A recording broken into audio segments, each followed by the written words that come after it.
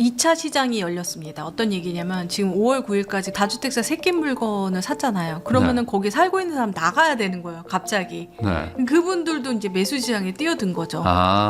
내 그래서 집도 팔렸으니까. 네, 특히 현장에서 어떤 일이 있냐면 이제 집을 보러 갔어요. 집을 보러 가서 이제 괜찮아서 나오는 와중에 집을 매수하겠다라고 딱 그랬더니 안 팔겠다라는 거예요. 다주택자가. 갑자기. 네, 그래서 이게 무슨 소리냐? 그러니까 다른 집이 팔렸다라는 거예요.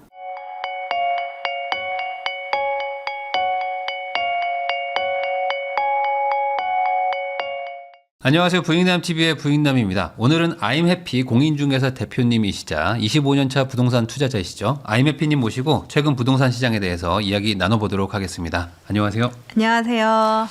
이제 공인중개사도 대표님이시니까 네. 사실 투자도 하면서 공인중개사 하시는 분들이 많지는 않거든요. 네. 근데 어찌 보면 가장 현장 정보가 빠르실 것 같아서. 정말 빠릅니다. 네, 요즘에 워낙 혼란스러우니까 네. 좀 해피님께서 요거 좀 알려주시면 감사하겠습니다. 네, 알겠습니다. 우선은 가장 먼저 물어봐야 되는 거는 네. 오늘 오시는 와중에 속보가 떠가지고 그렇죠. 대통령이 이제 말했던 그 5월 9일까지 허가제 접수만 해도 봐주겠다. 네, 예전엔 그거- 계약이었는데. 네, 그게 참 문제였었죠. 네. 진짜. 그렇게 따지면 한 3주에서 한 달 정도 좀 연장이 됐다라고 봐도 될 것 같은데 이게 현장에서는 어떻게 돌아갈 걸로 보세요, 지금? 그러니까 이거 연장 찍는 전에 이제 3월 말 정도에는 정말 급박하게 돌아갔고요. 네. 약정서 들어가는 거까지만 생각하고 사람들이 거의 3월 말까지 이제 약정서를 들어가겠다라고 생각을 네네. 했었어요. 근데 그게 나왔던 그 시점이 거래가 거의 없었던 시점이거든요. 되게 잠잠했던 시점이었던 것 같아요. 말 나올 때가. 네. 네네. 그리고 나서 지금 다시 2차 그 계약 러쉬가 생기지 않을까 했는데 사실 다주택자 새끼 물건 같은 경우에는 다주택자분들이 이제 마음을 정한 게 거의 1월 25일 날 그게 그 맞아요. SNS에서 나왔었잖아요. 그래서 거의 이제 그때쯤 이제 물건이 거의 나와 있었고 이제 소진되는 물건들이 계속 많이 있었는데 그 중에서도 남아 있는 물건들이 몇 개 있어요. 뭐 저층이라든지 탑층이라든지 이 일명 우리가 못난이라고 얘기를 하잖아요. 네. 그런 것들이 남아 있는데 그것들의 이제 좀 기간을 연장해 준 거죠. 그래서 거래가 안 돼가지고 이때까지 거래 안 되면 뭐 가격을 내려야 되나 아니면 내가 그냥 회수해야 되나 그렇게 고민했던 다주택자 물건들이 5월 9일까지 약정서가 들어가면 되니까 5월 9일이 토요일이에요. 네. 그래서 5월 8일 정도에 이제 약정서가 들어간다라는 거 구청에 이제 제출하는 것까지 얘기를 하는 거거든요. 네. 그래서 그거는 온라인으로 되는 게 아니기 때문에 5월 8일 날 아마 약정서가 들어가는 것까지 이게 된다라고 보시면 되겠습니다. 그러면은 그때까지 네. 추가 매물이 더 나오는 거는 아니고 있는 네, 매물들이 그냥 주중에 조금 더 거래되는 네, 정도. 그렇게 되고 조금 이번에 한 번 더 나왔잖아요. 네. 이게 토어제인지 토어제가 아닌지라고 의심스러울 정도로 다주택자 물건 중에서 주택담보대출이 있는 것들 그런 것들 같은 경우에는 12월 31일까지 유예해 주겠다라고 네. 얘기를 해서 그때 이제 또 새낀 물건을 살 수 있는 새 안고 살 수 있는 물건이 또 나왔다라고 보시면 되겠어요. 네. 그러면은 이번 정책이 아무래도 이제 매물이 어느 정도 좀 잠겨가는 와중에 나온 거거든요. 네, 맞아요.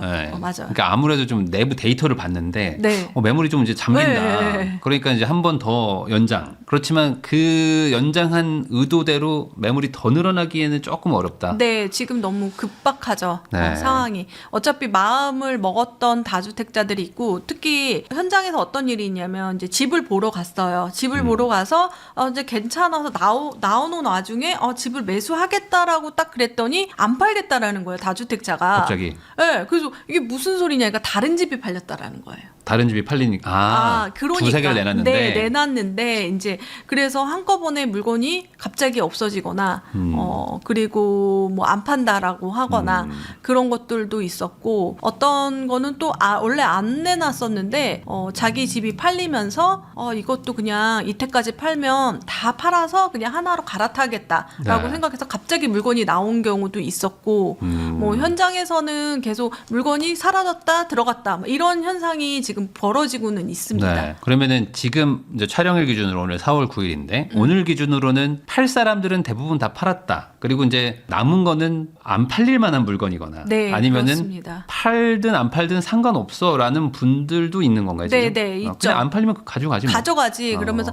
이때까지 안 되면 안 돼. 뭐 그렇게 생각하시는 분들도 많더라고요. 네. 그러면 여기서 또 궁금한 게 아예 매물을 안 내놓는 다주택자 분들의 심리 상태는 뭐예요? 그러면? 저죠. 그러니까 왜 버티겠다 그냥? 그게 밑밥 아니라 깎여물고? 지금 방금 전에 얘기했는데 네. 이게 1년 안에 여러 채를 팔 수가 없어요. 네. 예를 들어서 양도세 때문에. 양도세 합산가세가 되거든요. 근데 제가 이거가 나오기 전에 그 전에 이제 매도를 했어요. 3월인가? 아니 3월이 아니라 뭐 2월인가 그때 매도를 하나를 했어요. 그래가지고 이거를 다주택자 새끼 물건을 하게 되면 어차피 양도세가 너무 많이 나오는 거예요. 그렇게 생각하시는 다주택자분들이 많은 것 같아요. 근데 네. 중간은 피할 수 있잖아요. 지금 팔면. 네, 중간은 피할 수 있는데 그러면은 생각을 예전으로 돌아간다면 이제 중가를 파는 거랑 중가를 안 팔았을 때랑 어차피 시세나 어떤 세금이 비슷하더라고요. 제가 직접 겪어보니까. 네. 그래서 굳이 그냥 뭐 세금도 많이 내는데 그냥 1년에 하나씩 그냥 그렇게 하겠다라고 생각하시는 분들도 많고 그러니까 여러 어느 정도 가지 그 세금 올라가는 거 대비 상승률도 있기 때문에. 네, 그렇습니다. 그런 것들이 많은 좌우를 하는 것 같아요. 그럼 제가 이제 궁금한 거는 아마 시청자분들도 궁금하실 것 같은데 5월 8일까지 접수를 해야 되는데 네. 접수했다가 만약에 허가가 안 나오면 어떻게 돼요? 이거 큰일 나잖아요. 그래서 네. 그게 무서워서 3월 말까지 거의 접수를 한 거예요. 웬만하면. 네. 네. 그래서 저희 같은 경우에는 이분이 다주택자냐 아니냐 궁금하다. 그랬더니 소장님께서 약정서를 냈거든요. 그분이. 네. 그래서 이분은 6채를 갖고 있어서 확실하다. 네.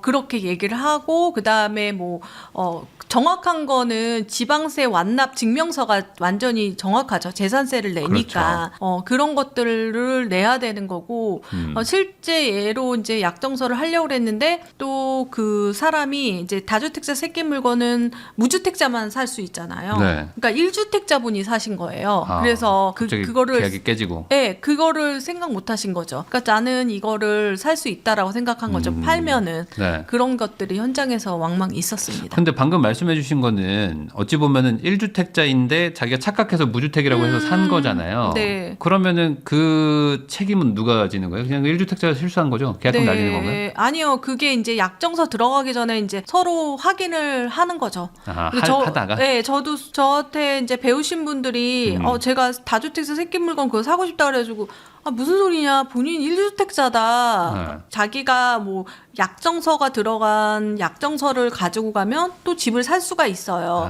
근데 그거는 못 산다. 다주택자 새끼 물건은 약정서 가지고 못 산다. 잔금이 넘어가고 그렇죠. 나서 무주택자가 된 상태에서 약정서를 써야 된다. 그래서 다시 이렇게 얘기해서 몰랐다고. 그러니까 이혼 준비 중인 분은 아니고 안 돼요. 이혼 확정 판결 받고 네. 나서 그래야 되는 거죠. 이 다주택자 새끼 물건은 그런 사람만 살 수가 있습니다. 무주택자만 살 수 있습니다. 그러니까 나도 팔았으니까 나도 살 수 있어요는 안 되는 거죠. 네.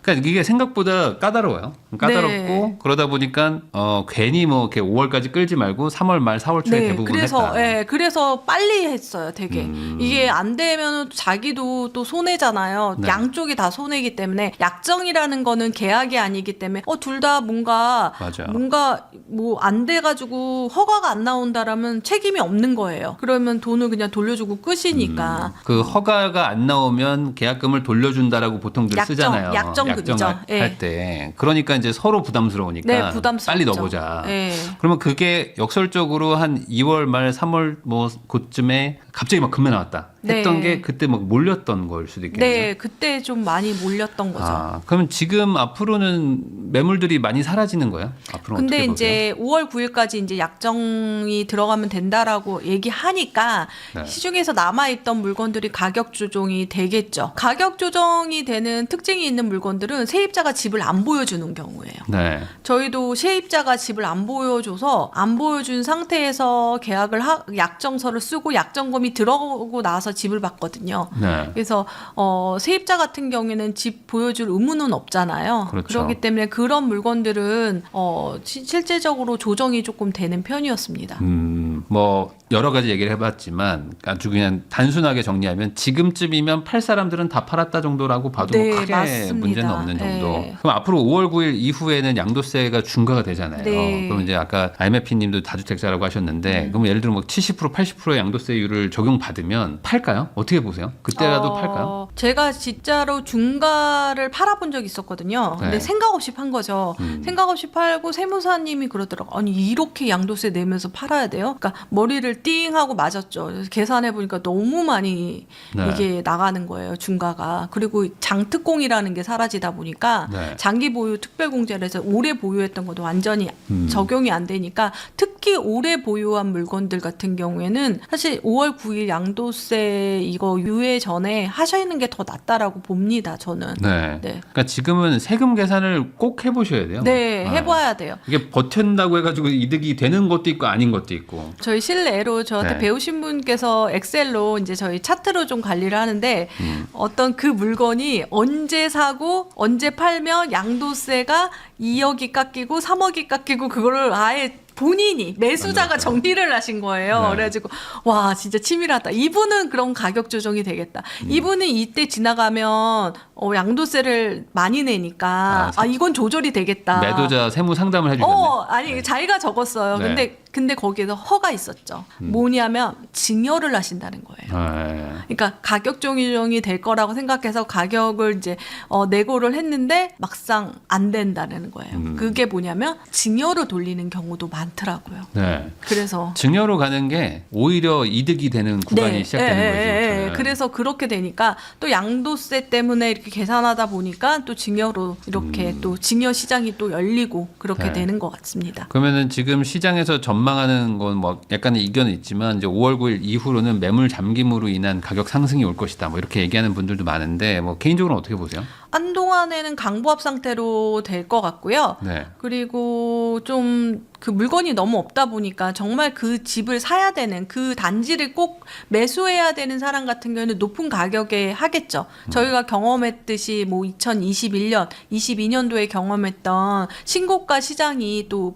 펼쳐지겠지만 그때랑 조금 다른 거는 그때는 15억까지 이제 대출 규제가 있었잖아요. 15억 이상은 아예 안 되고 네. 뭐 지금도 마찬가지긴 하지만 그래도 이제 대출이라는 부분이 또 다른 변수로 또 작용을 하기 때문에 한동안은 강보합 상태로 될 거라고 생각이 듭니다. 그럼 강보합이라는 게 한동안 이어진 이후에는 그때 가서 또 봐야 되는 거예요. 이게 자전거래라고 해가지고 뭐 기간 내에 매체 팔고 이렇게 돼야 되는데 한꺼번에 지금 팔렸잖아요. 네. 그러다 보니까 이제 기간이 좀 남아 있는 것들, 그러니까 지나고 나면은 그 물건 자체가 없기 때문에 또 이제 잠잠했다가 그 집을 꼭 사야 되는 사람들이 있거든요. 네. 그럴 때는 또 가격이 신고가로 매수, 울며 겨자 먹기로 매수하는 시장이 되지 않을까 그렇게 생각이 듭니다. 사실 지금 거래는 거의 한 7, 8월 달에 사실 분들까지 다 땡겨서 지금 서로 그렇죠. 사고 팔고 난 새끼인 거잖아요. 집을 샀다라는 건 네. 작년이 아니라 내년 물건도 네. 다 한 거기 때문에 거의 당겨서 하신 거지. 이게 또 매물이 이제 계속해서 주기별로 나와야 되는 걸 끌어당겨서 거래가 됐다라고 보시면 되겠습니다. 요즘에 그래도 이제 강남권이나 이런 데는 뭐 급매가 많이 나왔다, 뭐 몇 억이 떨어졌다 이런 기사들 많이 나오는데 실제 현장에서는 어때요?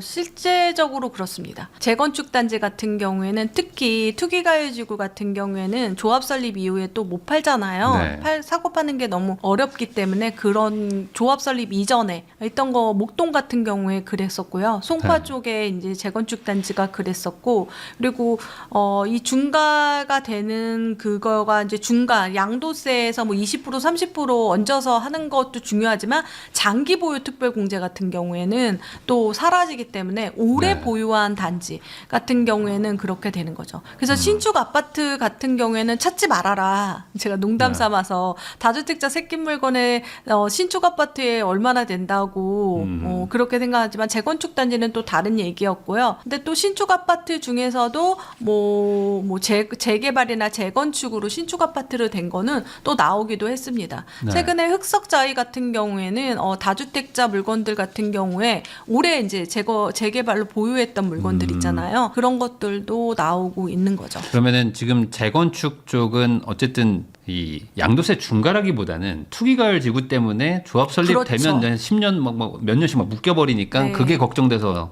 예, 괜히 그 사이에 두 가지로 이제 나온 케이스죠. 두 개가 물린 거죠. 네. 그러다 겸사겸사 보니까 지금 패자. 더 이제 그 신문에서는 막 뭐 엄청 많이 되지만 그렇게까지는 되지는 않지만 그래도 가격 조정은 되고 있고 특히 20억 이상 시장에서는 그런 게 더 많이 보이는 거죠. 그러면은 재건축 단지만 보면요. 네. 5월 9일 이후에 이제 양도세 중과가 되면 네. 중과로 돌아가면 그분들은 팔아요? 안 팔고 안 팔아요? 이제 증여로 이제 대부분 가시거나 증여로 가나요? 어차피 정리를 다른 주택을 정리하거나 이렇게 네. 다주택자로 좀 변화를 주시겠죠. 그냥 어떻게든 제일 좋은 거 남기는 거는 동일한 거잖아요. 네, 그렇습니다. 그러면은 이래나 저래나 매물은 많이 줄긴 줄겠네요. 네네. 그 지금 급매물이라고 말할 만한 그러니까 매수자 입장에서입니다. 네. 매수자 입장에서 뭐 나름 좋은 동, 좋은 호실이 나오는 건 거의 없어요. 지금은.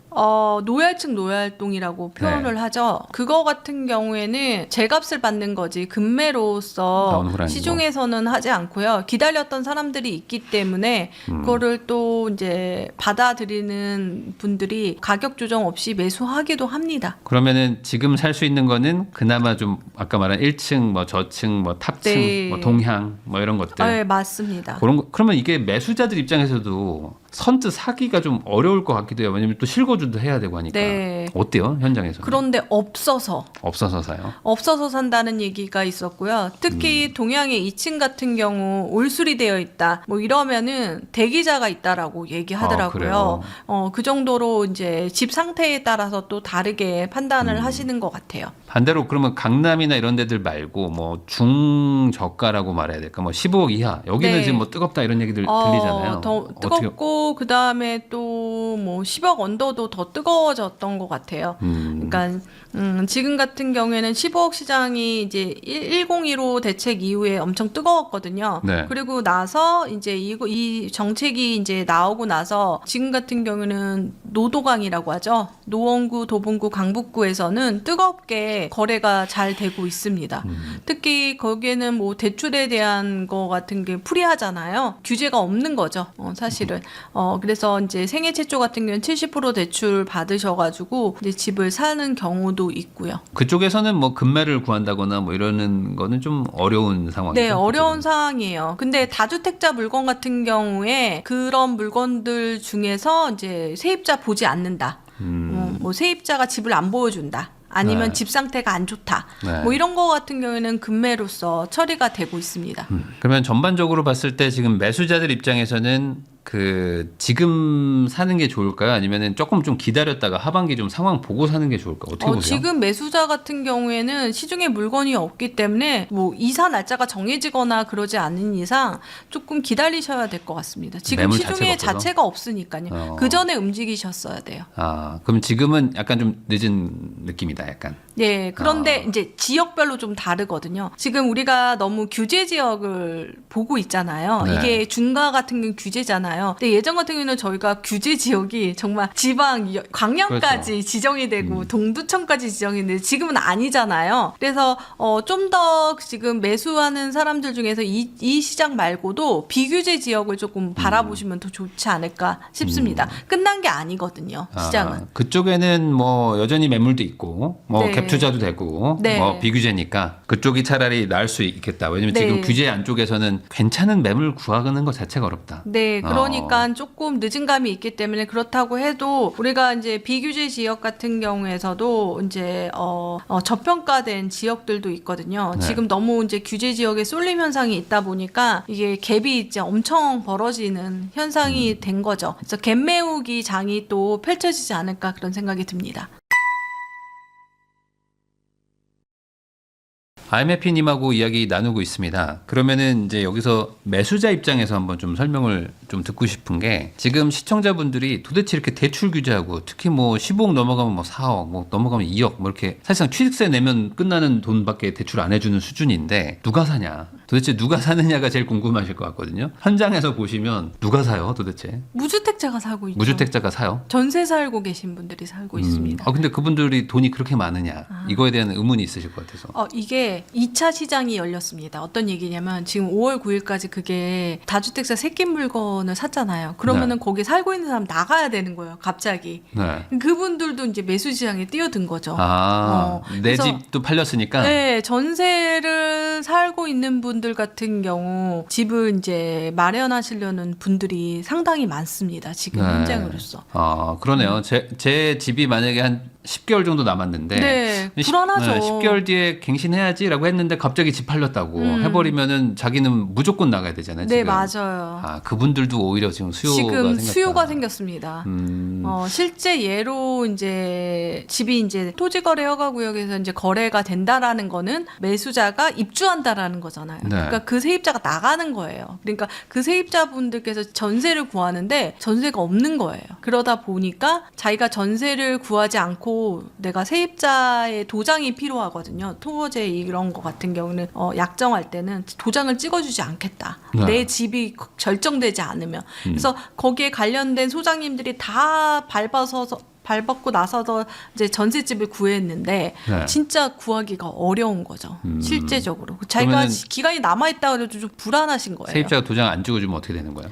토어제 허가가 안 납니다. 그래서 기간이 오래 남아있기 때문에. 네네네. 그렇게 되는 거죠. 근데 이제 뭐 계약갱신을 했다 그러면은 세입자 도장도 필요 없는 경우도 있고 필요한 경우도 있고 여러 가지 경우가 있습니다. 토어제에서. 그러니까 지금 집을 팔고 싶어도 쉽게 못 파는 상황들도 많이 네, 펼쳐지고 맞습니다. 있겠네요. 네. 그런데 이제 말씀하신 대로 이제 팔기로 뭐 결정이 됐어요. 그러면은 나는 어쨌든 무조건 나가야 되니까 네. 그분들도 이제 집을 사러 가면 네. 결국에 이제 뭐 생애 최초나 뭐 이러신 분들도 많을 테니 대출 나오면은 산다.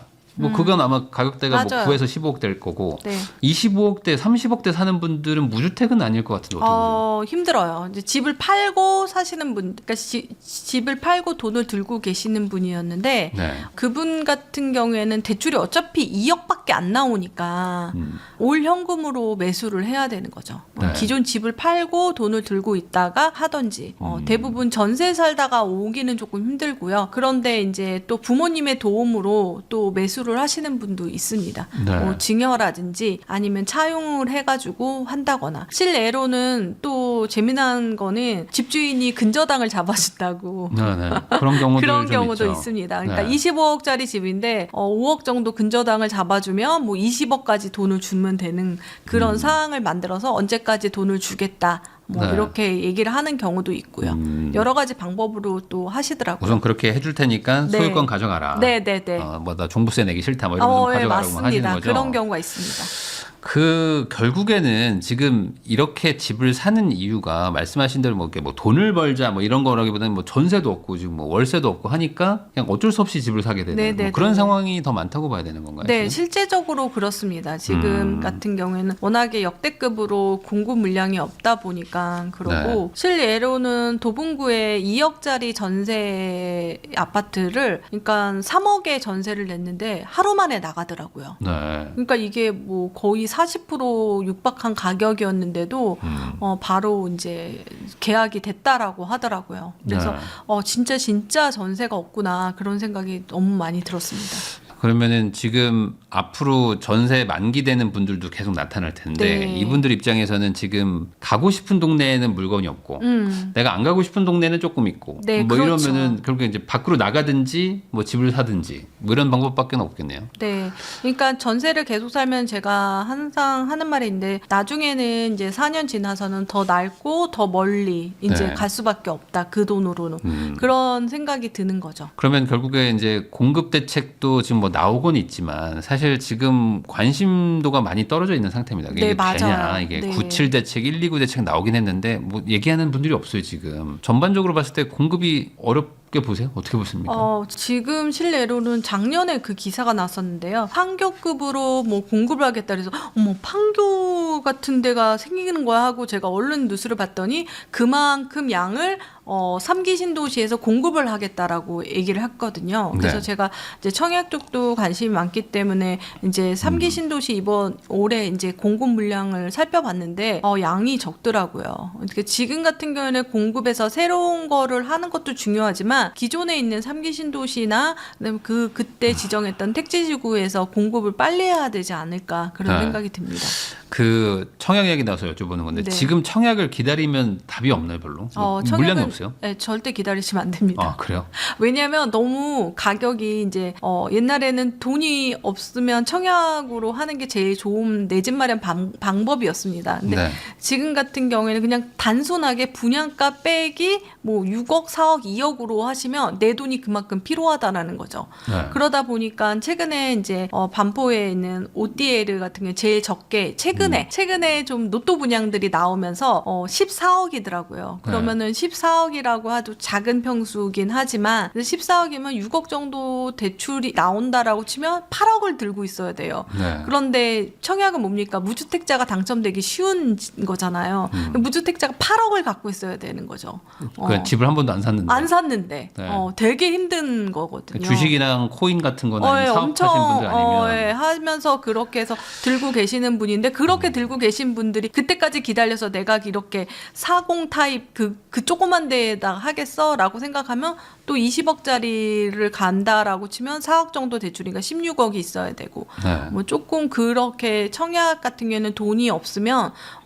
정말 당첨이 돼도 고민스러운 그렇게 보입니다. 그러니까 당첨이 되려면 역설적으로 아까 말씀하셨던 것처럼 부동산 빼고 나머지에서 엄청난 성과를 이룬 분들만 살 수가 있는 상황이죠. 신혼부부 특공 같은 경우는 특히 그렇거든요. 연봉이 엄청 많으면 집이 없어야 돼요. 그러니까 자산이 없어야 돼요. 네. 만약에 연봉이 높으면 그래도 너는 뽑아줄게 하라고 했지만 만약에 너 자산 4억 이상 있어? 부동산으로 그러면 안 돼. 이렇게 되거든요. 네. 그러니까 역설적인 거죠. 그러니까 이게 당첨되는 사람들이 그럼 도대체 누구냐라고 보면 결과적으로는 부모님이 증여를 해줄 수 있는 네. 뭐 소수의 누군가. 아니 정말 뭐 코인 대박 난 사람들 정도. 그래서 이걸 가지고 만약에 하게 되면은 나중에 이제 자금이라든지 이게 출처가 조금 명확해야 되지 않을까 싶습니다. 네. 그러면 이게 지금 결과적으로 뭐 전세도 월세도 많이 줄어들고 그러니까 강제 매수를 하게 되는 상황인데 이렇게 된 이유 중에 뭐 여러 가지 있겠지만 토호제가 가장 좀 강력했다. 뭐 이렇게 보세요. 어떻게 보세요?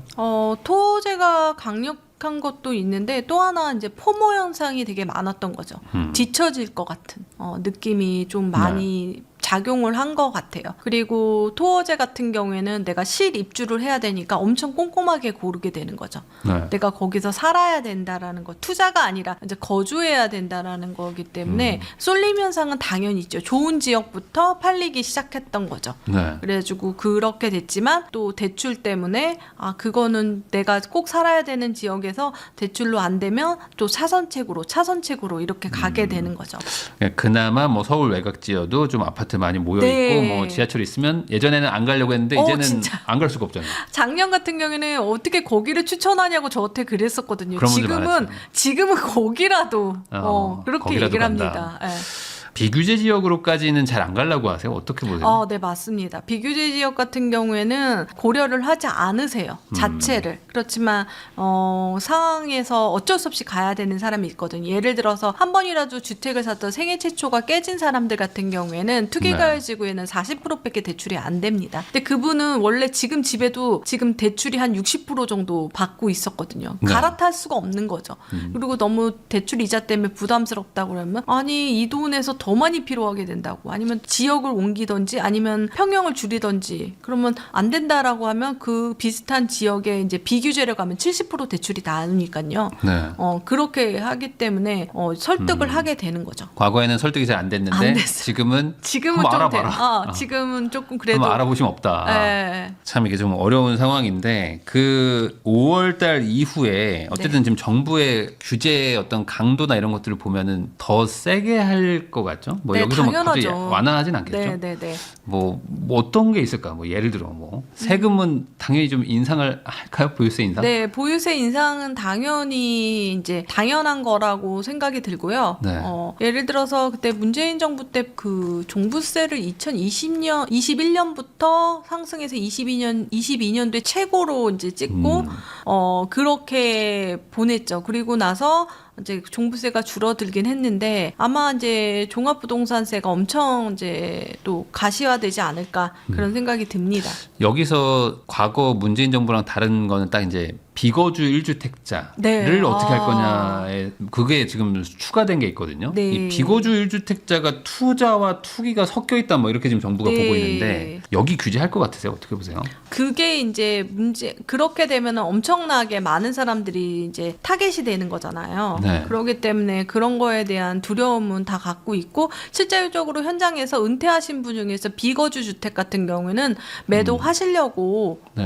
하시는 분도 있더라고요. 그래서 아예 집을 살까요? 제가 거주하는 집을 살까요? 이제 그 세금이라는 게 소득이 없는 상태에서 종합부동산세를 내는 건 정말 큰 거거든요. 그래서 네. 현장에서는 그렇게 생각했는데 아직 결정된 게 아니니까 어차피 1주택자니까 갈아타더라도 조금 이게 나오면 이제 가시화되면 그때 결정하자 그렇게 얘기를 했습니다. 그래서 지금 매물을 좀 내놓게 할 목적으로 뭐 지금 대통령도 그렇고 정부에서도 비거주 1주택자는 뭐 한시적으로나마 뭐 이 갭 투자를 뭐 허용한다. 뭐 이런 식으로 해서 이제 뭐 매각을 할 수 있게 하겠다라고 네. 하는데 그런 정책이 나오면 조금 시장에 매물이 좀 늘어날까요? 또 나오겠죠. 이게 지금 보면 정책이 되게 특이한 게 계속 나오는 게 매물을 나오게 하는 정책을 한 거잖아요. 네. 그래서 아마도 그런 걸로 인해서 나오게 하는 정책을 하지 않을까 그렇게 생각이 듭니다. 제가 이걸 왜 여쭤보냐면은 무주택자 분들 입장에서는 지금 다주택자 매물들 나오는 것 때문에 지금 마음 조급해가지고 막 샀단 말이에요. 네네네네. 근데 사실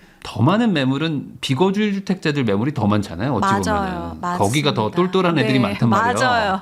대부분 거기가 똘똘해. 여기는 다주택자들 가지고 있는 좀 이상한 것들 많이 가지고 있어요. 맞아요. 그러니까 그거를 노려볼까 하시는 분들도 있을까봐. 네. 네. 아마 이게 이제 가시화되면은 한 내년 이제 6월 전까지 아마 이게 나오지 않을까 싶은데요. 6월 1일 기준으로 무조건 세금이 되는 거니까 네. 이제 세법을 이제 바꿔야 되는 그런 게 되기 때문에 그렇게 진행을 하게 되지 않을까. 지금 지선이 있기 때문에 그것까지는 얘기 안 하시는 것 같아요. 네. 그럼 아마 뭐 가을이나 뭐 네. 그럴 때 항상 뭐 규제책 한번 나오니까 네. 그때 1주택자도 만약에 나온다면은 그럼 이게 뭐 예를 들어 막 12억짜리인데 비거주 1주택자예요. 뭐 여기까지 규제는 안 하겠죠? 아무래도 좀 고가로 가죠. 예, 고가 시장이라고 그래서 제가 또 본인 집은 15억이 아니니까 걱정하지 마세요라고 얘기를 하는데 네. 그거에 대한 이제 구체적으로 우리가 비과세 기준도 있고 그다음에 네. 종부세 기준도 있기 때문에 12억 공시지가 기준으로 아마 나누게 되지 않을까 싶고 금액별로 또 나누지 않을까 그런 생각도 듭니다. 좀 누진세로. 네. 그러면 전반적으로 지금 고가 주택 뭐 예를 들면 뭐 30억, 40억, 뭐 50억 이런 거를 1주택자지만 뭐 비거주로 하고 있다. 그래서 그러면 상당히 지금 위험한 거야. 위험하죠. 실제적으로 그거에 대해서 되게 두려워하시는 분들이 상당히 많습니다. 특히 고가 주택 같은 경우에는 네.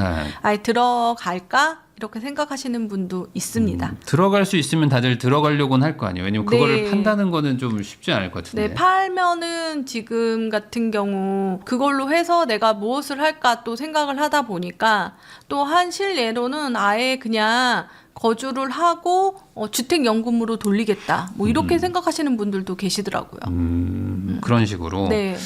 전반적으로 그렇게 해가지고 매물이 조금 나올 수는 있다. 네. 그 하반기나 뭐 내년 초에. 그렇죠. 근데 그 나오는 매물대 가격대가 지금보다 싸냐 비싸냐가 핵심일 것 같은데. 그렇죠. 그래서 12억 그 이하 공시지가의 기준으로 했을 때는 그렇게 영향은 없지 않을까. 근데 지금 시장에서 가장 많이 팔리는 시장이 지금 15억 언더 시장인데 네. 거기에서 물건이 나오기는 조금 힘들지 않나 그런 생각이 듭니다. 그러면 반대로 지금 1주택자 실거주가 제일 좋겠네요. 네, 1주택 실거주. 그렇죠. 예. 이사 다니는 게 정말 이제는 힘들지 않을까 그런 생각이 듭니다. 야, 근데 이게 참 살다 보면은 뭐 직장을 잠깐 네, 바꿔야 될 그렇죠. 수도 있고 뭐 순환근무도 있고 한데 앞으로 이렇게 계속 집을 살 거면 한 채만 사고 실거주를 해라.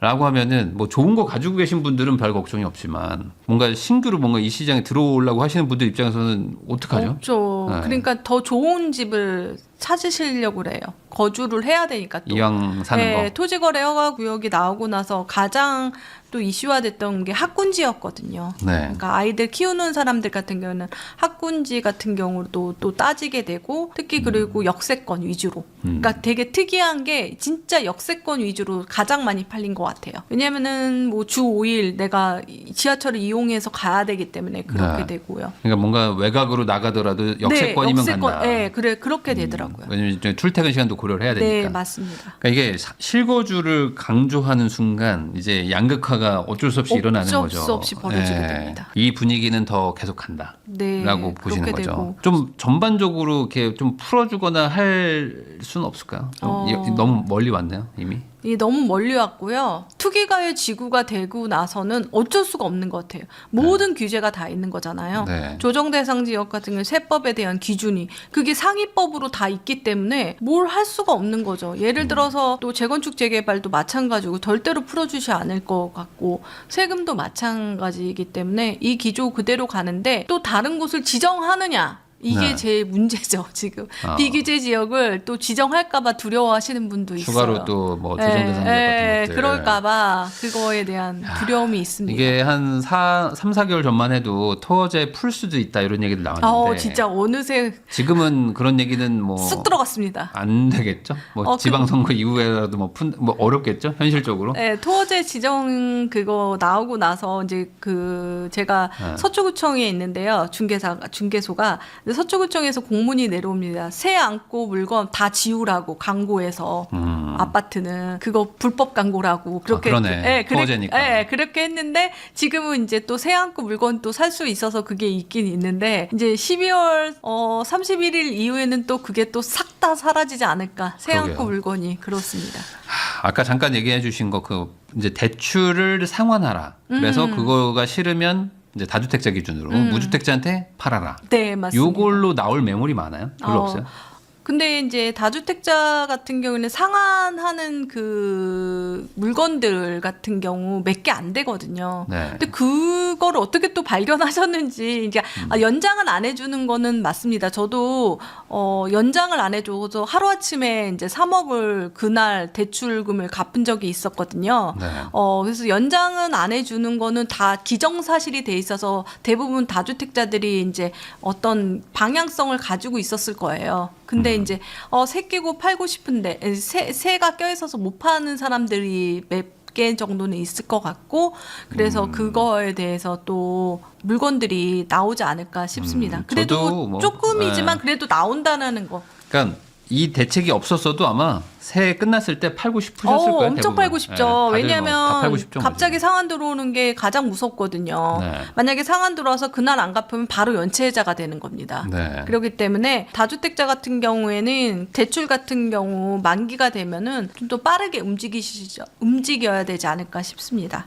근데 이제 그렇게 딱 상환 기한에 걸려서 월세를 또 주고 있었던 그 다주택자 매물이 또 내 마음에 들 확률이 또 많지는 않기 때문에 네, 맞습니다. 시장에 막 매물이 엄청나게 늘어나는 정책은 아니고 그냥 가계대출 줄이는 목적 정도. 근데 이렇게 최근에 해석할까요? 그 법 중에 좀 위쪽에 뭐가 있었는데 뭐 어린이집이라든지 네네. 이런 것들도 있었는데 실제적으로 어린이집 물건들이 많이 나왔더라고요. 네. 그래서 1층인데 저한테 배우신 분이 그런 집을 매수하시려고 그래서 다주택자 새끼 물건인데 그러면 새가 낄 때까지 있어야 돼서 본인이 대출 내서 들어가기가 좀 어려워 그랬더니 그걸 다 맞춰준다라는 거예요. 좀 뭐 그러면서 이제 매수를 하게 됐어요. 다주택자 새끼 물건인데 입주 날짜를 맞춰서 잔금과 동시에 대출을 가능하게 그래요? 그렇게 하시는 물건도 있더라고요. 그게 나왔던 거예요. 네. 실제적으로. 세상이 이제 점점 복잡해집니다. 이게 점점 복잡해지고 저는- 잔금이 막 1년 뒤 막 이런 맞아요. 것도 나오고. 진짜 저는 이번에 이제 네. 투자자에서 이제 중개사로 이제 했을 네. 때 너무 재미난 현상은 제가 약정서를 못 써보잖아요. 네네. 다주택자니까 수많은 약정서를 보니까 와 이렇게 사람들이 약정서를 쓰면서 집을 사고 있구나라는 게 진짜 느껴지더라고요. 그게 그러니까요. 건건마다 너무 다릅니다. 네. 진짜로. 다 뭐 돈 구한 방법도 다르고. 예. 특히 다주택자 새끼 물건 같은 경우에는 전세 반환 대출이 1억밖에 안 되기 때문에 네. 그게 제가 갭 끼고 샀지만 나중에 세입자가 만 5억이었으면 잔금, 그러니까 세입자 내보낼 때 4억이 필요한 현금을 네. 4억을 다 준비해야 되죠. 그 대출은 안 되고 네. 그런 상황이 되기 때문에 그를 계산하는 그 엑셀 시트로 계산을 해가지고 이해를 시키는 게 일입니다. 근데도 불구하고 그렇게 해도 계속 산다. 사람들이. 네네네. 그걸 이해를 하시고. 이게 안 사면 안 될 것 같아서 그런 거죠. 결국에는 뭐 더 돈을 막 더 벌자 뭐 이런 거라기보다는. 그거는 네. 좀 아니고요. 그래도 오를 거라고 생각해서 매수를 하시는 것도 있지만 전월세를 살고 계시는 분들 같은 경우는 특히 불안해하세요. 네, 참 이거 쉽지 않은 상황이긴 합니다. IMFP 공인중개사 대표도 하고 계시죠. IMFP님하고 이야기 나누고 있습니다. 사실 이제 공인중개사에서 뭐 매매도 거래 많이 하지만 네. 전월세 거래도 많이 하시는데 요즘에는 전월세 거래를 뭐 하고 싶어도 할 수가 없는 상황인가요? 뭐 전세가 네, 진짜 없어요? 진짜 전세가 이제 없기 때문에 실제적으로 네이버 부동산에서 전세 물건을 찾으시면 안 됩니다. 직접 가셔야 돼. 그리고 올리지도 않으세요, 소장님께서. 네. 네. 그렇기 때문에 실제적으로 네이버 부동산에서 이제 올라와 있는 걸 찾는 것도 어렵지만 이렇게 전세 물건을 찾을 땐 가가호 방문해야 되지 않을까. 아하. 그러니까 그런 생각이 들 정도로 물건이 나오지를 않습니다. 그러면은 왜 이렇게 없어졌어요? 이게 이렇게 급하게 없어진 게 꽤 그래도 진행된 건데 이제서야 막 얘기들이 나오는 건지 아니면은 최근에 또 유독 더 많이 줄어드는 건지 좀 궁금하거든요. 유독 들어들 건 토지거래 허가 구역 때문에 그런 것 같습니다. 원래 그 집이 원래 팔면은 뭐 세입자도 드리고 그랬지만 팔 때는 무조건 매수자 거주를 해야 되는 거니까 거주하는 사람한테 밀려 나가게 되는 거죠. 네. 그러다 보니까 전세 물건이 나오기가 힘들고 전세 물건은 다주택자가 이제 공급하는 건데 이제 거의 그거를 매도를 하다 보니까 그 매도를 해도 그게 이제 그 사람이 또 들어와서 사는 거잖아요. 네. 그러다 보니까 전세 시장에 이제 그게 하나의 작용으로 보이면서 영건이라고 나올 정도로 그렇게 보이고 있습니다. 그 전세 없다라는 얘기가 많이 나왔던 게 이제 뭐 작년 말에도 좀 나왔는데 그땐 그래도 월세로 전환된다 얘기들이었는데 지금은 월세도 없다 이런 얘기도 많이 들립니다. 월세 매물, 전세 매물 둘 다 0인 단지들도 네, 있는데 너무 깜짝 놀랐습니다. 월세는 왜 주는 거예요? 월세 같은 경우에는 이제 만약에 대출 그런 부분도 있겠죠. 만기가 되거나 그렇게 되면은 대출을 내서 월세 세팅을 하시는 분들도 많잖아요. 네. 그러다 보니까 아예 그냥 매도를 하거나 대출 내기도 힘들고 이자도 오른다라고 하고 막 이러다 보니까 뭐 월세 같은 경우에도 더 줄어들게 되고 그래서 중간에 이제 반전세 시장이 조금 많은 편입니다. 반전세 같은 경우에는 아직까지 이제 보증금은 많고 월세까지 이렇게 내는 거는 아직 정서상 잘 안 맞잖아요. 네. 그러다 보니까 반전세 물량이 조금 있긴 합니다. 혹시 이렇게도 생각할 수 있을까요? 지금 전세나 월세가 없다라는 건 반대로 이걸 내놓을 분들이 매매로 내놔서 일 네, 수도 있는 거잖아요. 맞아요. 근데 이제 5월 9일 지나면 매매가 이제 확 줄어들면 반대로 어차피 못 파니까 그냥 양도세 낼 바에는 네, 전세 월세 줘야겠다라고 월세, 해서 좀 하반기에는 좀 전월세가 그래도 지금보다 좀 나아질 수 있지 않을까요? 어떻게 보세요? 그런데 이제 이게 물량이 또 공급해 줘야 되는 게 있거든요. 시중에 이 전세를 구하시는 게 자연적으로 현상이 생기잖아요. 뭐 결혼을 하거나 이혼을 네. 하거나 뭐 이런 것들로 필요한 사람들은 계속 이제 늘어나는데 이제 집은 이제 늘어나지 않게 되다 그렇죠. 보니까 전세 시장은 계속 카오스로 들어가지 않을까 그런 생각이 듭니다. 지금 뭐 경기도 외곽이나 이런 데 가면 공급이 좀 많은 동네들 뭐 그런 데는 전세들이 좀 있거든요. 매물들이. 네, 맞아요. 그러니까 거기까지 가야 되는 거예요. 어찌 네, 보면 계속 맞습니다. 다들 밀려 나가면 뭐 경기 남부나 이런 데 가면 좀 매물 있는 데까지 가야 되는데 현실적으로 출퇴근이나 뭐 이런 거 실거주를 고려할 때 거기까지 갈 수 없는 분들도 많으니 맞아요. 그러니까 이제 가까운 동네는 다 전세가 없고 이거 어떡하냐 계속 이런 생각인데 전 월세는 계속 좀 올라가는 추세로 봐야 되나요? 이대로 가면? 예, 그렇죠. 지금도 방금 전에 얘기했는데 전세가 부르는 게 값이라고 얘기할 정도로 네. 전세값이 급격하게 상승되고 있습니다. 없으니까 울며 겨자 먹기로 아마 전세를 들어오시는 것 같아요. 이게 2+2 계약갱신 청구권 때문에 원래는 이제 2년마다 매물들이 계속 나왔어야 되는 게 네, 4년 4년에 한 번 나오니까 지금이 약간 보릿고개고 한 2년 뒤엔 좀 많이 나온다. 이렇게 볼 수도 없을까요? 그렇게 되는데 그게 또 새 안고 팔렸어요. 다주택자 새 안고 팔린 물건들이 있어서 거기에 또 입주를 해야 되는 그렇게 되는 의자 뺏기라고 하지만 들어오는 사람이 수요가 있기 때문에 계속 의자는 부족하지 않을까 싶습니다. 이대로 가면은 26년, 27년에 전세가 더 많이 튄다 뭐 이런 얘기들도 하시는 분이 있어요. 맞습니다. 그거에 대해서는 동의가 되세요? 네, 그 어떤 방법이 또 나올 수도 있겠죠. 또 아까 2+2 얘기했지만 2+2+2, 그러니까 6년까지 또 늘리면 또 다른 시장이 되지 않을까. 또 그거를 예측하기가 조금 힘들더라고요. 그때 2+2 하면서 또 전세가 급격하게 빠졌던 시장이 있었는데 그때는 이제 금리가 너무 급격하게 오르다 보니까 저도 예상치 못했는데 이제 전세 자금 대출을 받으신 분이 만약에 100만 원 정도 만약 이자를 내고 있었다는데 그때 당시 200만 원을 낸다는 거예요. 그러면 이 돈으로 차라리 월세를 간다. 이렇게 해서 월세를 가거나 그러다 보니까 역전세 시장이 되다 보니까 또 매매가 안 되다 보니까 또 전세로 전세 물량이 많아지고 그렇게 되다 보니까 어떤 정책에 인해서 또 변화가 되지 않을까 그런 생각도 듭니다. 그러니까 매매는 모르겠는데 전월세는 올라가는 걸 막을 방법이 마땅치가 않다고 네, 저는 생각이 들어요. 맞아요. 뭐 주변에 집을 많이 지어주든지 뭐 아니면 오피스텔이나 빌라가 막 갑자기 대규모 공급이 돼가지고 뭐 정한 데만 가서 잠깐 살다 온다가 돼야 되는데 지금 뭐 다 안 되고 있거든요. 그럼 이 상황에서는 결국에 아까 말씀하셨던 어떤 뭐 그런 극단적인 정책 같은 것들 네, 이런 그런 것들을 걸로 조금 할 완화시킬 확률이 수도 있을 것 같아요. 근데 그거를 해도 예를 들어 여기서 2+2+2를 간다고 해도 이게 잡히나요? 집값이? 살던 분들은 괜찮아도. 네, 처음에는 조금 그게 또 효과가 있더라고요. 그때 2+2 했을 때도 약간은 조금 전세값이 진정되는 그런 게 있었죠. 뭐 4년치를 받는다라고 하지만 구하는 수요자가 안 나온 거잖아요. 2+2에 갇혀 있어서. 그러니까 2+2에 6년을 또 갇혀 있다 보니까 그 수요가 또 줄어들게 되는 효과는 있을 거라고 생각이 듭니다. 글로 갈까요? 그쪽으로 갈.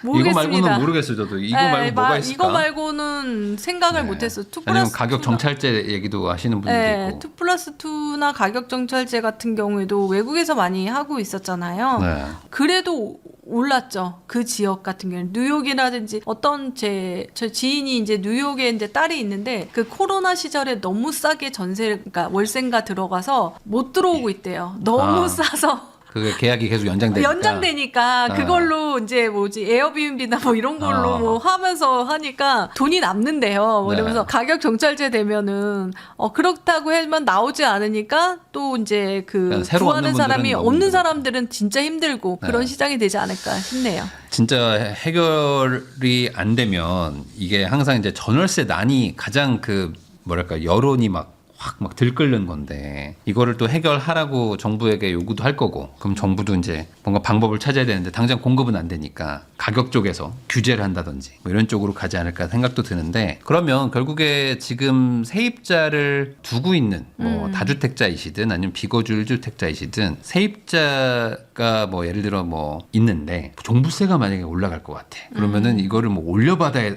된다. 올려받아야지만 내가 뭐 겨우 보유세를 낼 수 있지. 이거 못 올리면은 예를 들어 내 소득으로는 감당이 안 돼. 그렇죠. 이런 분들은 저 월세 받아서 뭐 내면 돼요. 이렇게 얘기하는 건 좀 너무 좀 순진한 생각일까요? 근데 못 올리게 할 수도 있잖아요. 못 올리게 하면 이제 또 그거를 매도를 해야죠. 그래서 그렇게 종부세가 부담스러우면 이제 반전세, 월세를 조금 받아서 이렇게 하는 게 더 낫다라고 저도 이제 세무사님한테 이게 전세가 이렇게 되는데 이걸 반전세 내주면 종부세 낼 때 좋을까요? 그랬더니 당연하죠. 그렇게 반전세로 받으셔가지고 왜냐면은 이제 그 전세도 이제 소득세를 내고 그 다음에 월세도 이제 소득세를 내니까 저는 또 소득세란 부분이 또 걸리는 거예요. 종부세도 종부세지만 소득세율이 높아지면 네, 높아지죠. 그러다 보니까 그것도 한번 따져보게 되는. 그런데 세무사님이 그러더라고요. 종부세가 더 높아요.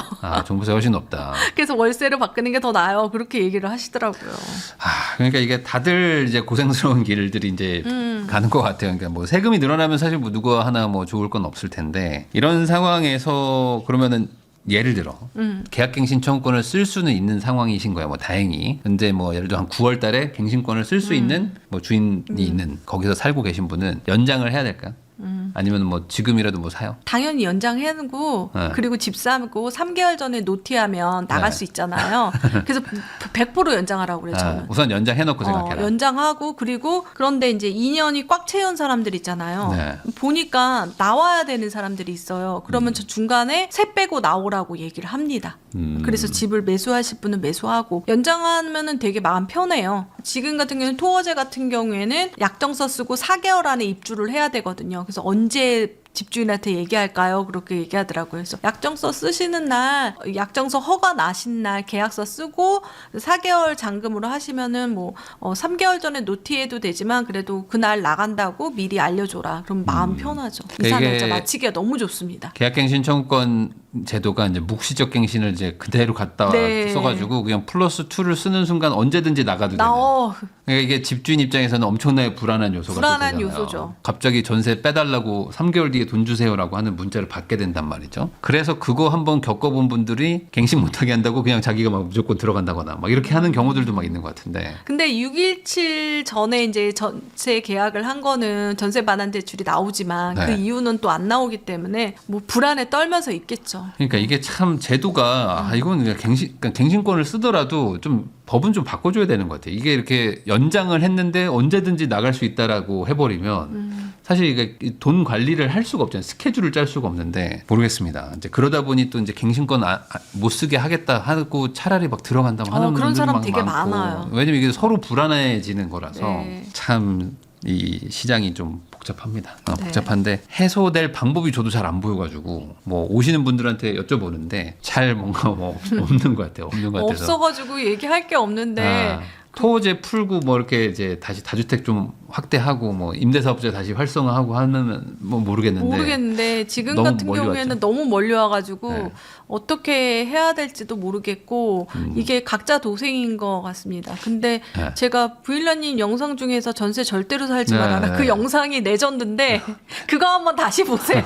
그거 아주 좋은 영상입니다. 전세 진짜. 살면은 이제 여러모로 힘들어지는 힘들어질 것 같기도 수밖에 하고. 없는 더 이게 예견한 게 아닌가라는 생각이 들 정도로 그렇습니다. 그러면은 이 상황에서 결국에는 전세를 사는 분 입장에서는 연장하는 게 맞고, 네, 그리고 맞습니다. 전세를 준 분 입장에서는 가능하면 연장을 안 하게 하는 게 또 맞다. 이게 전세 반환 대출이 되게 무섭거든요. 나간다라고 하면은 네. 진짜. 네. 그래서 이제 그 근데 반환 부분을- 대출 해줄 때 지금 들어가는 게 맞지 않아요? 맞아요. 그래서 신규 계약하는 순간 이제 그래서 안 또 돼요. 물건이 또 전세 입자가 또 나가게 되는 거죠. 그래서 저한테 물어보세요. 전세 반환 대출 나오냐? 그래서 계약서 줘봐라. 그래서 나온다. 그러면 언제 얘기할까요? 6개월 전에 얘기하라. 네. 그 사람도 준비해야 되니까.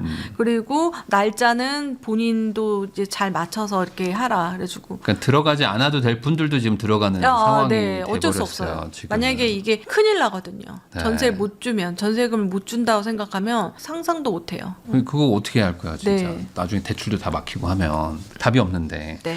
임대사업자이신 분들 중에 이제 만기가 돌아오는 분들 있잖아요. 네, 그런 말소. 분들은 뭐 가능하면 파는 게 좋겠죠.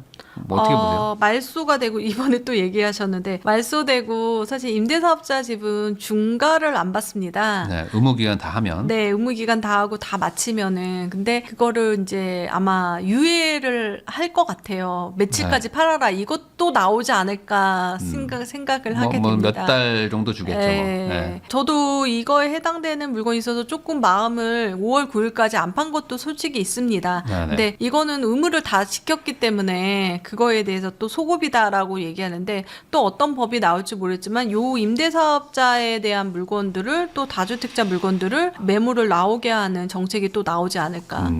매물을 나오게 하는 정책으로 머리를 맞대고 있나 봐요. 이번에도 12월 31일까지 그것도 이거 보고 나서 중과 유예 주는 거야? 했더니 그건 아니더라고요. 네, 중과 유예는 아니고 대출만 연장해. 네. 그러니까 지금은 최대한 매물을 많이 내놔서 다주택을 줄이고 무주택자를 1주택으로 만들자. 이 방향으로 지금 가고는 있는데 그렇게 가면은 뭐 좋은 집 가지고 있는 분들은 괜찮지만 뭐 갈아타려고 준비하던 분들 입장에서는 지금 또 옴짝달짝 못하게 되는 또 그런 문제도 생기고 좀 시장을 좀 지켜는 봐야 될 것 같습니다. IMF님하고 이야기 나누고 있는데요. 그러면 이제 집을 살려고 마음 먹은 분 입장에서는 이제 보통 이제 전세가 만기가 돌아오는 그런 분들이 이제 제일 걱정인데 맞아요. 지금 집 살려고 하시는 분들은 보통 이제 22년, 23년 뭐 이때 전세 얻었던 분들 많을 겁니다. 갱신권 쓰고 제일 전세 쌀 때 맞아요. 그때 얻었잖아요. 그 금리 막 올라갈 때 역전세 날 때 들어가셔서 4년 잘 살았단 말이에요. 네. 근데 이거 올려준다? 이거 쉬운 얘기가 아니잖아요. 어. 그러면 집 사자라고 갈 것 같은데 그러다 보니까 그런 분들이 먼저 움직이셔가지고 딱 갈 만한 9에서 15억대 사이대들이 많이 올랐어요 지금. 엄청 많이 올랐죠. 네. 그거를 지금이라도 추격 매수를 해야 되나요? 아니면 뭐 안 오른 곳들을 봐야 될까요? 어떻게 보세요? 이게 단지별로 조금 되는데 급등한 단지는 조금 위험하다라고 생각이 들고요. 네. 그리고 나서 다른 대안을 조금 가져보는 것도 좋을 것 같아요. 딱 그것만 타겟으로 하지 말고 여러 가지 후보군을 가지고 있으면 좋고 최근에 너무 급등한 단지 같은 경우에는 그 이유가 뭔지 한번 조금 살펴봐야 돼요. 뭐 진짜 물건이 없어서 그런지 아니면 미래 가치 때문에 그런 건지 그렇게 보시면 될 것 같고 그리고 다주택자 새끼 물건들이 없다 보니까 또 금매가 없어서 더 그렇게 보이는 단지들도 있더라고요. 그게 아무래도 이제 실거주성을 중시하다 보니까 네, 맞습니다. 살기 좋은 동네들 위주로 많이 올랐는데 네. 그러다 보니까 가는 게 더 간다라고 생각해서 네. 그냥 지금이 오히려 싸다 하고 사는 분들도 있단 말이에요. 우선은 단기 급등한 거는 좀 리스크가 있는 건가요? 네, 단기 급등한 거는 리스크가 있고, 이제 금액대별로 좀 많이 차이가 나니까 지금 같은 경우에는 그렇다고 해서 15억에서 뭐 25억까지 그 시장 뭐 4억 대출, 2억 대출 이쪽도 가기가 또 쉽지가 않아요. 네. 그렇게 또 자신의 상태에 따라서 조금 다른 것 같습니다. 그러면 이제 결국에 비규제 지역들이 그래도 좀 덜 올랐으니까 네. 그쪽으로 가는 게 어찌 보면은 지금은 투자적으로는 맞을 수는 있는데 반대로 거기는 선택을 잘 못하시죠. 안 올라가니까 비규제지 이렇게 생각하는 것도 있고 괜히 그거 샀다가 또 규제 지역 되면 어떡하는데 라는 생각도 있고 뭐 복잡하신 것 같아요. 네. 어떻게 해야 돼요? 근데 이제 그 급등한 지역 옆에 동생 지역이 항상 있거든요. 네. 예를 들어서 노원구가 최근에 많이 올랐는데 이제 동생 지역을 의정부라고 하는데 최근에 의정부도 이제 슬며시 이제 거래가 조금 잘 되고 있습니다. 네. 그런 시장을 조금 봐야 되는 거죠. 어. 광명이 너무 뜨다 보니까 부천시장도 최근에 이제 거래가 되고 네. 동생 지역도 한번 비규제 지역에서 자신이 뭐 아까 얘기했죠 1주택자 한번 생애 최초가 깨진 분은 70% 대출이 되기 때문에 그런 것도 같이 보는 게 좋습니다. 부동산은 한 곳만 오르는 게 아니거든요. 예를 들어서 1, 2년 전에 우리 한강빌트만 오르고 마용석만 오른다 막 그러더니 네. 최근에 이제 또 그거를 너무 많이 오르다 보면은 그 옆에 시장에서 저기는 왜 이렇게 오르는데 그러다 보면은 같이 따라 오르고 동대문구, 서대문구, 뭐 동작구 네. 같이 이렇게 붙어있던 동생 지역도 같이 오르게 됐었거든요. 그래서 그런 것도 한번 보시는 것도 좋습니다. 그럼 이게 전체적으로 수도권 안쪽으로 봤을 때는 좀 풍선 효과가 일어날 수 있다라고 네, 봐야 그렇죠. 되나요? 풍선 효과 중에서 가장 두드러진 지역은 이제 역세권 위주로 조금 보시는 게 가장 좋습니다.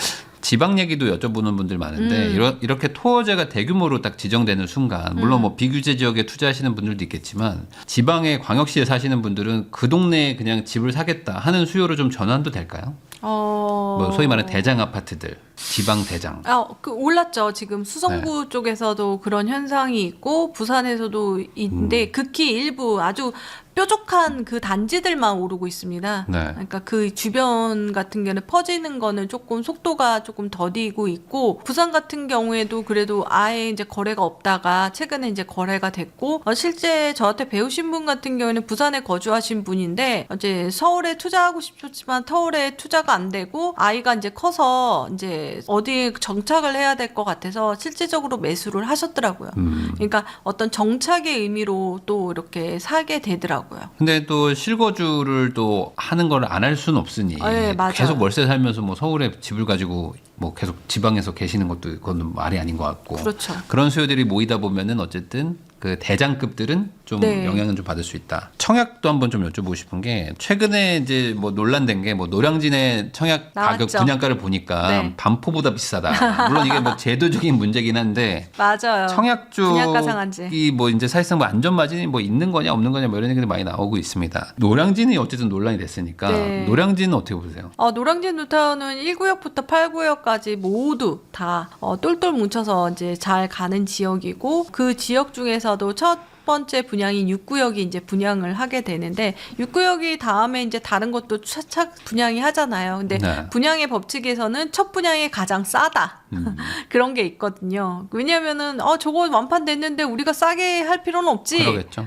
조합원들 같은 경우는 특히 그러다 보니까 비싸도 아마 완판되지 않을까. 그렇게 그 입지만으로도 그렇게 될 것 같고 이렇게 대규모로 이렇게 뭐 뉴타운으로 개발된 곳이 특히 아현 뉴타운 같은 경우에는 가장 많이 오른 지역이 됐었잖아요. 네. 그러니까 그런 효과를 더 톡톡히 보지 않을까 싶습니다. 그러니까 좀 비싸다고 하더라도 신축을 확보한다는 개념으로 접근하면은 그렇죠. 뭐 나쁘지 않을 것이다. 네.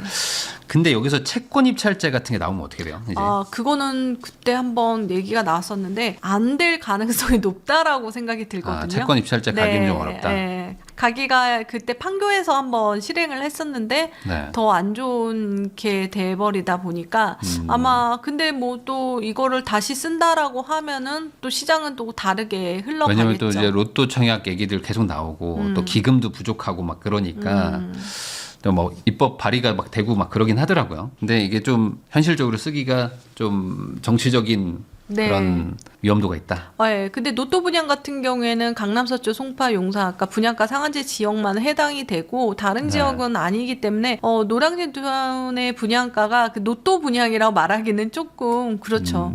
근데 몇 년 지나면 그게 노또였다라고 생각이 드는 것 같아요. 최근에 무순위로 나왔던 4년 전 분양가로 나오는 강동자이 헤리티지 같은 경우는 그때 당시에도 7억 대로 분양을 했었는데 그렇게 싼 분양은 아니었었고 노또 분양이라고 말하진 않았지만 4년이 지나니까 노또가 됐네요. 17억이 네. 됐으니까요. 그러면은 결국에 청약은 뭐 받을 수 있으면 받아라. 네, 뭐 이런 그렇게 건가요? 되는데 이제 자금 계획을 세울 때 가장 중요한 건 중도금 대출은 다 나옵니다. 네. 뭐 금액 6억, 4억, 2억으로 상관없이. 그런데 이제 잔금할 때 대출을 받을 때 조금 문제가 있고 노량진 뉴타운 같은 경우는 거주 의무가 없기 때문에 이제 세를 이제 계속 줄 수도 있겠죠. 요즘 같은 분위기에서 뭔가 아까 말씀하신 비규제 지역 얘기들을 해주셨는데 인천 쪽은 지금 분위기가 별로 그렇게 막 좋지는 않다라는 얘기들 많이 하세요. 근데 또 반대로 생각하면 그러니까 지금 들어가야지라고 얘기할 수도 있는데 뭐 IMF님은 어떻게 생각하십니까? 당연히 인천 쪽에서도 신축 단지는 좀 주목해 보아야 되는데요. 택지지구 같은 경우에는 청라라든지 검단이나 송도 거기는 뭐 택지지구이다 보니까 그러고 구도심 안에서 이제 상공역 일부 그다음에 부평역 그쪽에도 한번 보시면 좋을 것 같고 재개발 같은 경우에는 프리미엄이 조금 오르고 있습니다. 네. 그런 것들도 조금씩은 오르고 있고 또 거래가 또 6억 언더로 이제 보금자리론도 되는 것들 같은 경우에는 뭐 1억대로 매수 가능하고 신축 아파트를 산다라는 것 자체. 네. 그러니까 중요한 건 신축의 역세권. 그거에 대해서 주목한다면 인천도 놓치지 않고 보셔야 될 것 같습니다. 그 공급도 조금 있고 한데 네. 그럼에도 불구하고 이번 어떤 상승장 사이클 안에 인천도 갈까요? 인천이 지금 거의 뭐 기지기도 못 폈는데 네. 어차피 이제 그 수도권 안에 있다라고 생각이 들거든요. 1시간 내에 서울에 도착할 수 있는 그런 곳이라고 하면은 또 수도권 내에서도 인천도 주목해 봐야 될 것 같습니다. 인천에 투자를 하려고 하시는 분들 그런 아니면 경기도권에 투자하는 분들은 사실 GTX를 제일 많이들 그렇죠. 보는데 어쨌든 지금 B는 착공을 했고 C도 뭐 하려고 하는 한다고 것 하죠. 같아요. 네. 네. GTX 옛날에 한번 또 난리 나서 뭐 그런데 막 오르고 했었는데 인덕원이요. 대한민국의 중심이었잖아요. 인도건이 뭐 다 이기는 수준이었는데 지금 다시 또 그 분위기가 또 재현될까 어떻게 보세요? 이 GTX의 폭발력. GTX를 이제 타봤잖아요. GTX A를. 그러니까 도어 투 도어라는 의미로 조금 뭐랄까 갈아타거나 이럴 땐 가는 건 빠른데 네. 이용하기가 조금 어렵다라는 얘기가 있어요. 생각보다 네. 이용할 수 있는 단지가 많지 네, 않다. 없다라고 보여지는데, 근데 이제 중심에 이제 삼성역을 통과하지 않아서 그렇다라고 얘기하는데, 거기가 이제 통과가 된다라고 하면 너무너무 획기적인 거기 때문에 뭐 GTX, 근데 도보권이 거의 없어요. 역세권 아파트가 거의 없는 게 조금 그렇죠. 안타깝다라는 생각이 아. 듭니다. 네. 그래도 이제 B나 C는 그래도 좀 역세권 아파트들도 좀 있잖아요. 뭐 없진 않잖아요. 아예 없진 않잖아요. 뭐 부평도 그렇고. 뭐. 근데 착공식은 했는데 착공이 안 되고 있어가지고 그게 아니, 공사를 이제 지금 하고는 있습니다. B는 하는데 이제 좀 걸리겠죠. 네, 그래서 이제 되면 좋죠. 나중에 결국에는 오를 이유를 막 찾잖아요, 사람들이. 그러니까 올라가야 되는 이유를 막 만들어내잖아요. 그러면 역시 GTX B야 하면서 막 다시 또 막 갈까요? 마석이 뜬다, 막 옛날 막 그랬잖아요, 옛날에. 저는 호재는 양념 같은 거라고 생각이 들거든요. 그래서 너무 호재에 대해서 너무 깊게 메인 재료는 아니다. 아니다. 근데 매도할 때 좋은 재료라고 하죠. 매수할 때는 고려하지 말아라. 그렇게 얘기합니다. 그러면은 철저하게 위치만 보고 입지만 보고 네, 그렇게 좀 절대적인 물리적 거리 네, 이런 그것도 것들을 조금 체크를 하셔야 됩니다. 요즘 같은 상황에서 제일 어찌 보면 공포감이 많아진 분들이 막 돌아다니면 결국에 만나는 거는 1층 동향 뭐 이런 것밖에 없잖아요. 네. 그거를 사야 되나요? 그거라도? 아니면은 아예 동네를 벗어나서 제대로 된 로얄동 로얄층을 사는 게 낫나요? 그러니까 더 멀리 가서. 용의 꼬리냐 뱀의 머리냐 뭐 네. 이렇게 보실 수가 있는데 그 입지에 따라 좀 다를 것 같아요. 그리고 제가 이제 그 매도까지 생각을 하다 보면 내가 진짜 이분이 이제 한 번은 갈아타실 분이라고 하면 내가 정말 갈아탈 때 못 갈아타는 경우가 있거든. 안 팔려서. 그래서 이제 나홀로라든지 이런 거를 제외하고 뭐 1층이나 뭐 동향이나 뭐 탑층 같은 경우에도 또 그 지역마다 좀 다르거든요. 단지별로. 네. 그러니까 그거를 조금 챙기셔야 될 것 같아요. 그것만 남아 있다라고 해서 하시는 거는 저는 추천하지 않는다라고 하지만 막상 그분은 선택지가 그것밖에 없다라고 하면 어쩔 수 없다라고 하고 나중에 매도할 때 잘 매도할 수 있게 그 마인드를 가져라. 그렇게 조언을 합니다. 근데 보통 그 1층 사는 전략은 싸게 사서 싸게 판다 뭐 이런 네. 거잖아요. 근데 요즘에는 싼지 모르겠어요. 그 1층이 막 엄청 막 그래서 올라와 있으니까. 1층 같은 경우에는 예전에 이제 가격대를 조금 분석을 저는 1층 가격대를 어떻게 하냐면 만약에 그 안에 이제 30평대가 있고 20평대가 있어요. 그러면 네. 저는 30평대 1층을 사면 20평대 노얄층 가격으로 사게 됩니다. 네. 그리고 팔 때도 노얄층 가격대로 팔게 돼요. 그러면은 팔 수가 있어요. 왜냐하면 20평대 작은 데 살 바에는 또 큰 그 30평대로 간다.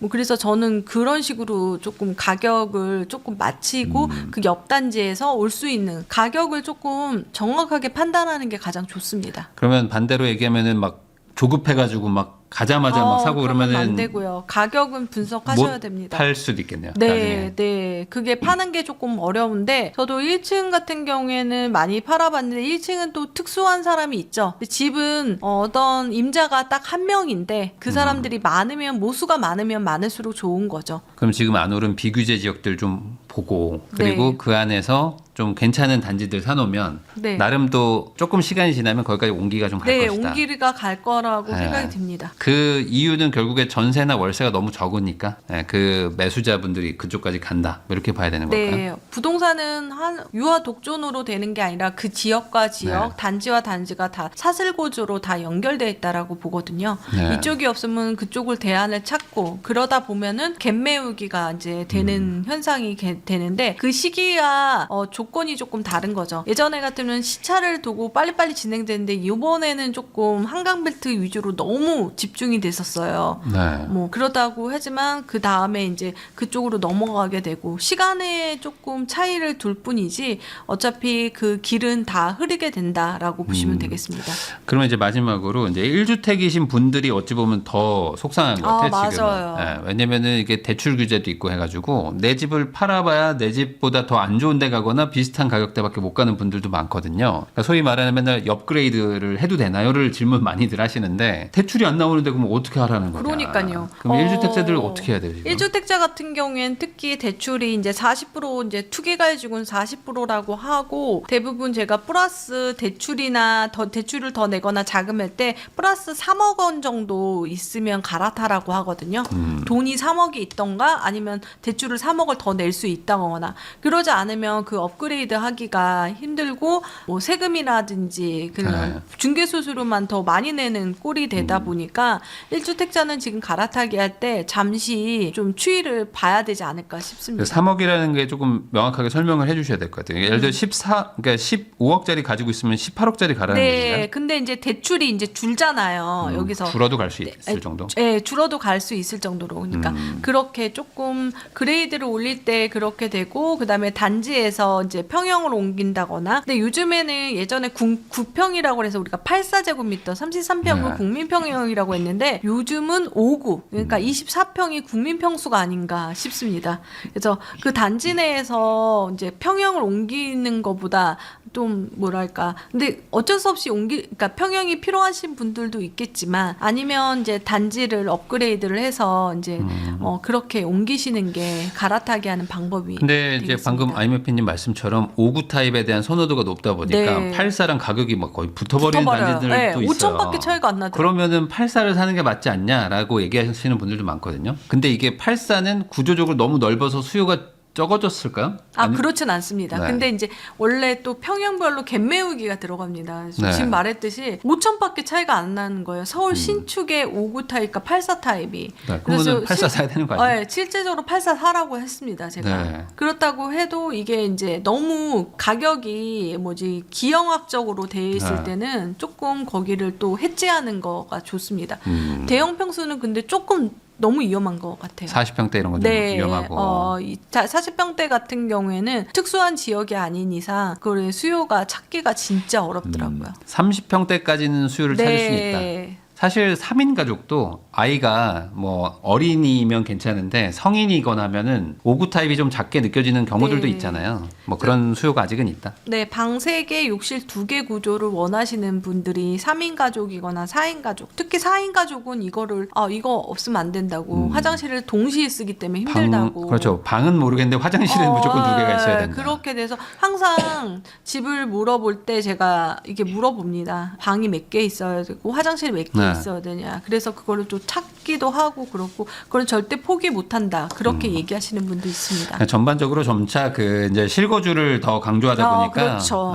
굳이 내가 그렇게까지 고생하면서 살 건 아니다. 이런 생각들도 많이 늘어난 것 같기도 하고. 맞아요. 네. 맨 처음에는 가격이 많이 올랐으면 좋겠습니다라고 얘기를 하는데 막상 이제 선택을 하자면 자기의 기호라든지 이런 것들을 얘기를 해요. 근데 저는 그거를 너무 해지하면서 하지는 말라고 합니다. 내가 살면서 이렇게 부를 읽으면서 했는데 막 몸테크 못 하는데 뭐 자기는 주차가 너무 중요한데 재건축 단지로 가는 거 그런 거에 스트레스를 더 많이 받지 않을까. 열심히 살고 행복하려고 사는데 집 때문에 이렇게 스트레스 받지 말았으면 좋겠습니다. 네. 지금까지 IMF님을 모시고 최근 부동산 시장에 대해서 그리고 이제 우리가 어떻게 좀 대응을 해야 되는지 다양한 얘기를 나눠봤습니다. 좀 디테일한 얘기들 많이 해주셔가지고 아마 시청자분들한테 도움이 좀 많이 됐을 것 같다는 생각도 들고요. 요 영상 참고하셔가지고 좋은 선택들 하시기를 바라면서 저도 인사 나누도록 하겠습니다. 오늘 나와주셔서 감사드립니다. 감사합니다.